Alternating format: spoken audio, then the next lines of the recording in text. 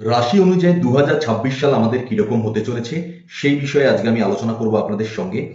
ধাপে ধাপে আমি প্রত্যেকটা রাশি সম্বন্ধে বলবো যে 2026 সাল তাদের কতটা ভালো যাবে, কোন সেক্টরটাতে তাদের ভালো যাবে, কোন সেক্টরটায় তাদের মিডিয়াম যাবে অর্থাৎ মোটামুটি যাবে, কিছুটা ভালো কিছুটা খারাপ, এবং কোন জায়গাটাতে তাদের প্রচন্ড রকম খারাপ যেতে পারে এবং সেই জায়গাটা শুধরানোর দরকার আছে। কিভাবে তারা চললে, তারা কি কি জিনিস করলে তারা 2026 সালটাকে আরো প্রসপেরাস, সুখ সমৃদ্ধিতে ভরা, আর্থিক দিক থেকে প্রচুর লাভবান হতে পারেন, সেই সব কিছু নিয়ে আমি আলোচনা করব। তবে কালপুরুষ চক্রের প্রথম রাশি হলো মেষ রাশি। তাই আজকের আমার আলোচনার বিষয় মেষ রাশি। মেষ রাশিফল আমি বলবো 2026 সালে যারা মেষ রাশির জাতক জাতিকা তাদের কিরকম যেতে চলেছে। মেষ রাশিফল 2026 অনুযায়ী এই বছরটি মেষ রাশির জাতক জাতিকাদের জীবনে পরিশ্রম, ধৈর্য এবং আত্মসংযমের পরীক্ষা নেবে। শনি দ্বাদশভাবে অবস্থান করায় চন্দ্র রাশির অনুসারে সাড়ে সাতির প্রথম চরণ চলবে, যার প্রভাব স্বাস্থ্য, মানসিক চাপ এবং দৈনন্দিন রুটিনে স্পষ্টভাবে অনুভূত হতে পারে। বিশেষ করে যাদের অনিদ্রা, পায়ের সমস্যা বা দীর্ঘদিনের কোনো রোগ রয়েছে তাদের এই বছরে নিজের শরীরের প্রতি অতিরিক্ত যত্নশীল কিন্তু হতেই হবে। নিয়মিত যোগব্যায়াম, প্রাণায়াম, সময় মতো ঘুম আপনার অবশ্যই এবং অত্যন্ত জরুরি। এবার আসি আমরা শিক্ষা জীবনের দিকে। যারা শিক্ষার্থী আছেন তাদের কতটা ভালো বা কতটা খারাপ বা কতটা মাঝামাঝি, ভালো খারাপ মিশিয়ে যেতে পারে 2026 সাল। তো শিক্ষার ক্ষেত্রে আমি বলবো যে 2026 সাল মেষ রাশির জন্য পুরোপুরি অনুকূল বলা কিন্তু যাবে না। তবে যদি আপনারা চেষ্টা করেন, চেষ্টা করলে ফল ঘুরিয়ে নেওয়া সম্ভব হবে। বছরের প্রথমার্ধে বৃহস্পতির দৃষ্টি শিক্ষার্থীদের জন্য কিছুটা সহায়ক হলেও মনোযোগের ঘাটতি বড় সমস্যা হয়ে দাঁড়াতে পারে। যারা উচ্চশিক্ষা বা গবেষণার সাথে যুক্ত আছেন, বিশেষ করে বিদেশে পড়াশোনা করার পরিকল্পনা করছেন, তারা জুন থেকে অক্টোবরের মধ্যে ভালো সুযোগ পেতে পারেন। তবে অলসতা করলে কিন্তু রাহু, কেতু এবং শনি তাদের পড়াশোনায় বাধা সৃষ্টি করতে পারে, কারণ রাহু, কেতু এবং শনি এমন জায়গাতেই গোচর করবে যেখানে তাদের পড়াশোনার ভাবের ওপর যথেষ্ট প্রভাব ফেলতে এই তিনটে গ্রহ সক্ষম হবে। তাই অবশ্যই প্রচুর প্রচুর পরিশ্রম করতে হবে, এবং যদি ভালো সুযোগ পেতে চান এবং সেই সুযোগকে কাজে লাগিয়ে পরিস্থিতিটা, শিক্ষার ক্ষেত্রে পরিস্থিতি অনুকূলে আনতে চান, তাহলে অবশ্যই ভালোভাবে পড়াশোনা করা এবং যে কোনো ধরনের সমস্যা আসলে সেটা থেকে না ঘাবড়ে গিয়ে সেটার সঙ্গে লড়তে হবে। কারণ আপনারা মেষ রাশি অর্থাৎ মঙ্গলের জাতক, মনে রাখবেন। আর মঙ্গলের জাতকরা ভয় পায় না, লড়ে যে কোনো জিনিসকে আদায় করে নিতে পারে। এবার আসছি ব্যবসা জীবন কেমন যাবে। যারা ব্যবসায়ী আসেন তাদের জন্য কতটা ভালো, খারাপ বা মাঝারি হতে চলেছে এই বছরটা। ব্যবসায়ীদের জন্য 2026 সালটিও কিন্তু কঠোর পরিশ্রমের হতে যাচ্ছে। সহজে ব্যবসা কিন্তু আপনারা রান করাতে পারবেন না, বা যারা নতুন ব্যবসা করছেন সহজে দাঁড় করিয়ে দেবেন যদি আপনি মেষ রাশির জাতক হন, তাহলে এই জিনিসটা ভাবা কিন্তু ভুল হবে। আপনি যতটা খাটবেন তার তুলনায় ফল কিন্তু আসতে কিছুটা হলেও দেরি হবে। মনে হবে একটা জায়গায় এসে যে এত পরিশ্রম করছি, এত দিয়ে দিচ্ছি, নিজের 100% দিচ্ছি, তবুও সেখান থেকে রিটার্ন কেন পাচ্ছি না। পাবেন, একটু পেশেন্স রাখতে হবে, ধৈর্য ধরে থাকতে হবে, দেরি হবে কিন্তু আশানুরূপ ফল নিশ্চয়ই পাবেন। বিশেষ করে বছরের শুরু থেকে মে মাস পর্যন্ত কোনো বড় ঝুঁকি কিন্তু নেওয়াটা সঠিক সিদ্ধান্ত হবে না আপনার জন্য। তবে বিদেশ সংক্রান্ত ব্যবসা যারা করেন অর্থাৎ ইম্পোর্ট এক্সপোর্ট এই ধরনের ব্যবসার সাথে যারা যুক্ত আছেন, বা একটা স্টেট থেকে অন্য স্টেটে কিছু পাঠানো বা সেখান থেকে আমদানি করা, এই ধরনের ব্যবসার সাথে যদি কেউ যুক্ত থাকেন অর্থাৎ আমদানি রপ্তানি, বা যারা অনলাইন ট্রেডিং এর সাথে যুক্ত আছেন, অনলাইনে কাজ করেন যারা, স্পেশালি ট্রেডিংটা বলছি আমি, তাদের জন্য কিন্তু সময়টা তুলনামূলক ভালো হতে পারে। হ্যাঁ, তবে নভেম্বর মাস থেকে আপনারা যেরকম ব্যবসায়ী হন, ছোট মাঝারি বড় যেরকম ব্যবসায়ী হন, দেখবেন পরিস্থিতি কিন্তু ধীরে ধীরে স্থিতিশীল হচ্ছে এবং লাভ আসার সম্ভাবনা ধীরে ধীরে বাড়তে রয়েছে। এবং যতটাই পরিস্থিতি খারাপ প্রথমের দিকে মনে হবে, সেই পরিস্থিতি যত বছরের শেষের দিকে যাবে সেটা আপনার পরে আসতে থাকবে।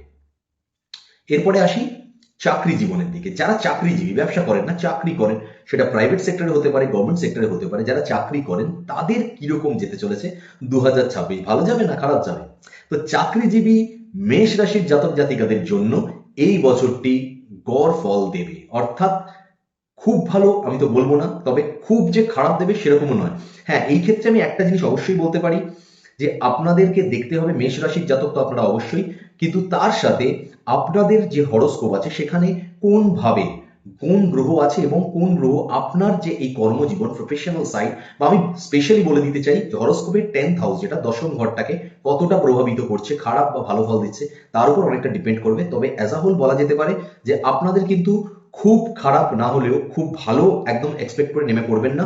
যদি মনে হয় প্রথমের দিকে চাকরির জিনিস খুব ভালো যাচ্ছে, হাল ছেড়ে দিয়ে নর্মাল ভাবে রাখবেন না। স্পেশালি যারা প্রাইভেট সেক্টরে আছেন, যারা মার্কেটিং সেক্টরে আছেন, মনে করছেন হয়তো ফার্স্টের দিকে সেলস খুব ভালো হচ্ছে, সেই জন্য ছেড়ে দিলেন যে ঠিক আছে আমি বছরটাকে এমনি কাটিয়ে দেবো। না, যখনই আপনি একটু ঢিল দেবেন আপনার কিন্তু দেখবেন যে খারাপ হতে থাকছে গ্রাফটা। তো কাজের চাপ বাড়বেই, এটাকে ধরেই নিন। ধরে নিয়ে 2026 সাল থেকে এগোন আপনারা। কিন্তু পরিশ্রম বৃথা যাবে না, এটাও আমি বলে দিচ্ছি। আপনারা পরিশ্রম করবেন, সেই পরিশ্রম অনুসারে ফল 100% পাবেন। জুনের আগে পর্যন্ত আপনি আপনার কাজের স্বীকৃতি পেতে পারেন।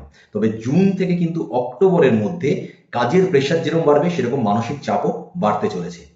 যারা ঘর থেকে দূরে কাজ করেন বা ট্রান্সফার সংক্রান্ত বিষয়ে যুক্ত আছেন তাদের জন্য কিছুটা নতুন সুযোগ আসতে পারে। তবে শর্টকাট বা অনৈতিক পথে যদি আপনারা চলার চেষ্টা করেন তবে কিন্তু এই বছরটা আপনাদেরকে বেশ ক্ষতির সম্ভাবনাই দেখা যাচ্ছে। আমি অন্তত তাই বুঝতে পারছি যে মেষ রাশির জাতক জাতিকাদেরকে অন্তত নৈতিক পথে যেতে হবে এবং হার্ডওয়ার্কের দ্বারা যেতে হবে। শর্টকাট পদ্ধতি এই বছর অন্তত নেওয়া যাবে না। আর্থিক দিক থেকে 2026 সাল মেষ রাশির জন্য মোটামুটি ভাবে ভালোই যাবে, খুব একটা খারাপ হবে না। তবে কিছুটা ফল যদি ভালো হলেও, আর্নিংস ভালো হলেও সঞ্চয়ের ক্ষেত্রে কিন্তু আপনাদের সমস্যা দেখা দেবে। অর্থাৎ যখন আপনারা দেখছেন যে ভালো আর্নিংস হচ্ছে তখন দেখছেন খরচাটাও বেশ ভালো মতনই হয়ে যাচ্ছে। সেভিংস এর দিকে বেশ সমস্যায় পড়তে হবে মেষ রাশির জাতক জাতিকাদের। আয় আসবে মূলত নিজের পরিশ্রমের জোরেই, অর্থাৎ যেরকম পরিশ্রম করবেন সেই অনুযায়ী আয় আসবে। পরিশ্রম যদি না করেন আয়টা কিন্তু কমতে থাকবে। বছরের প্রথম ভাগে বৃহস্পতি ও রাহুর প্রভাবে আয় থাকলেও খরচ বাড়বে, যেটা আমি প্রথমেই বলেছি, এবং তার জন্য সেভিংস কিন্তু একদম করতে পারবেন না। বারবার সঞ্চয়ের দিকে এই জন্যই জোর দিচ্ছি যাতে সঞ্চয়টা আপনারা ভালোভাবে করতে পারেন।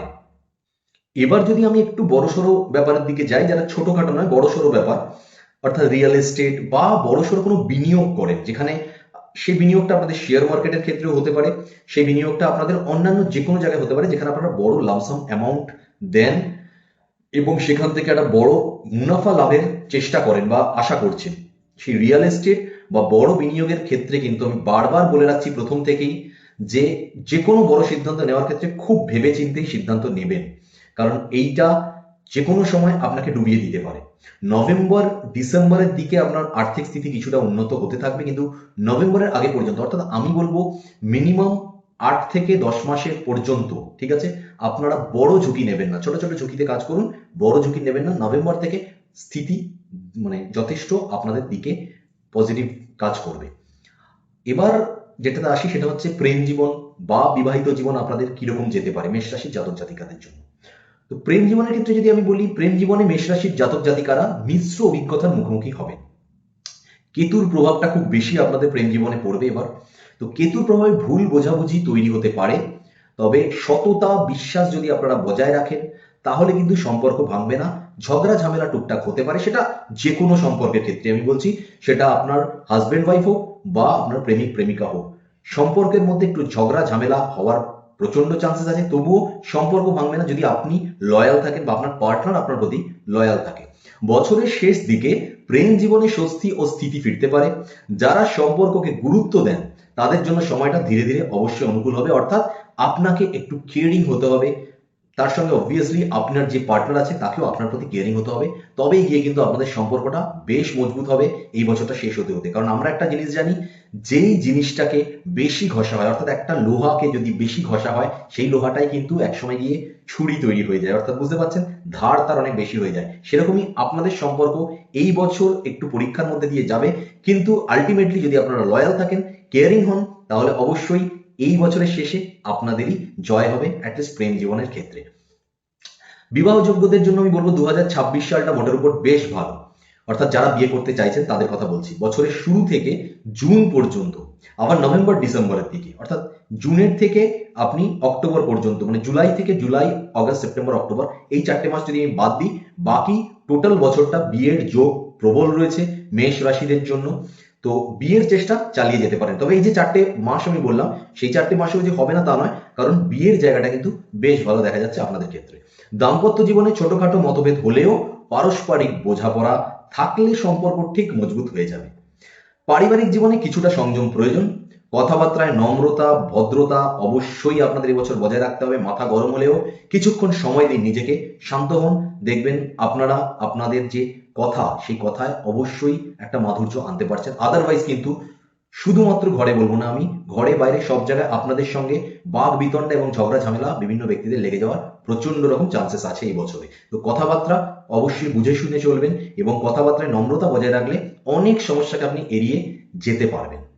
সম্পত্তি জমি যানবাহন এইসব যদি কেনার হয়, ঠিক আছে, তাহলে সেই ক্ষেত্রে আমি বলবো সঞ্চয়ের দিকে একটুখানি নজর আপনাকে দিয়ে তবে এই দিকে আপনাকে যেতে হবে। এটা এই কারণে বলছি, আমি বারবার এই জায়গাটাকে আপনাকে আর্থিক দিক থেকে বলছি, কারণ আপনি যত টাকা ইনকাম করবেন আপনার খরচটাও কিন্তু এই বছর ততটাই হতে যাচ্ছে।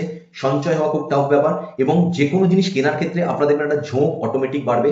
ইনফ্যাক্ট আমি বলবো এই বছরের শেষ থেকে আপনার সেই ঝোঁকটা আসা স্টার্ট হয়ে গেছে যে 2026 সালে আমি নতুন কিছু কিনবো, সেটা সম্পত্তি জমি যানবাহন যে কোনো কিছু। তাই সম্পত্তি জমি বা যানবাহন কেনার যোগ থাকলেও সঞ্চয়ের দিকে বিশেষ নজর দেওয়া জরুরি। তো সব মিলিয়ে মেষ রাশিফল 2026 বলছে এই বছর সাফল্যের চাবিকাঠি হবে আপনাদের জন্য ধৈর্য, শৃঙ্খলা এবং কঠোর পরিশ্রম। তাড়াহুড়ো একদম নয়, পরিকল্পনা করে এগোলে বছরের শেষে আপনি নিজের অবস্থান নিয়ে সন্তুষ্ট থাকবেন। তবে আমি একটা জিনিস বারবার বলতে চাই, যেহেতু শনি মীন রাশিতে আছে অর্থাৎ আপনাদের দ্বাদশ ঘরে, অর্থাৎ আপনাদের সাড়ে সাতি শুরু হয়ে যাচ্ছে, 26 সাল পুরো সাড়ে সাতি থাকছে। তাই জন্য একটু শান্ত হয়ে ধৈর্য ধরে এমন কিছু পরিস্থিতির তৈরি হবে যে কোনো ক্ষেত্রে, আপনাদের পারিবারিক ক্ষেত্রে হোক আপনার প্রফেশনাল লাইফেও এমন অস্থিরতা কিছু তৈরি হবে যেটা আপনাকে মানসিক দিক থেকে হয়তো ভেঙে দিতে পারে। তাই ধীর স্থির স্থিতিশীল থাকুন, ধৈর্য ধরুন, শৃঙ্খলার সঙ্গে কাজ করুন এবং কোনো কাজ যেই কাজ করবেন সেটা বাড়ির কোনো কাজ হোক বাইরের কোনো কাজ হোক, নিজের চাকরি ব্যবসা যেই কাজ হোক এবং এমনকি সম্পর্কের ব্যাপারে লয়াল এবং পরিশ্রম যতটা দিতে পারেন 100% সেই পরিশ্রম দিন। আপনি বছরের শেষে গিয়ে অবশ্যই মনে করবেন নিজেকে একজন সাকসেসফুল পারসন। তো আজকে এই থাকলো মেষ রাশি। পরের দিন আবার আমি শুরু করব আরেকটা কোনো রাশি নিয়ে, অর্থাৎ আমাদের সেকেন্ড রাশি যেটা আসছে বৃষ রাশি, সেটা নিয়ে আমি আলোচনা করব।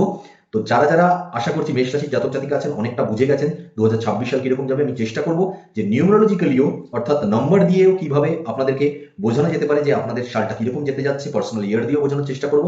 তো আজকে এই পর্যন্ত। নেক্সট ভিডিওতে আরেকটা কোনো ভালো উপায় নিয়ে, ভালো কোনো ধরনের এমন কোনো কিছু সমাধান নিয়ে আমি আসছি যেটা 2026 সালকে আরো আরো আরো আপনাদের জন্য ভালো করে তুলবে। ততক্ষণ পর্যন্ত অবশ্যই ভালো থাকুন, সুস্থ থাকুন, সকলকে ভালো রাখার চেষ্টা করুন। যদি ভিডিও ভালো লাগে লাইক শেয়ার করবেন, কমেন্টের মধ্যে হর হর মহাদেব লিখতে একদম ভুলবেন না। এখানেই বিদায় নিচ্ছি। জয় শ্রী মহাকাল, জয় মা তারা, জয় মা বিপত্তারিণী চণ্ডী, জয় শ্রীকৃষ্ণ, জয় শ্রীরাম, জয় বাবা বড় ঠাকুর, জয় বজরংবলী, জয় শ্রী গুরু গোরখনাথজি, জয় কুবের দেব। Har Har Mahadev. Thank you universe.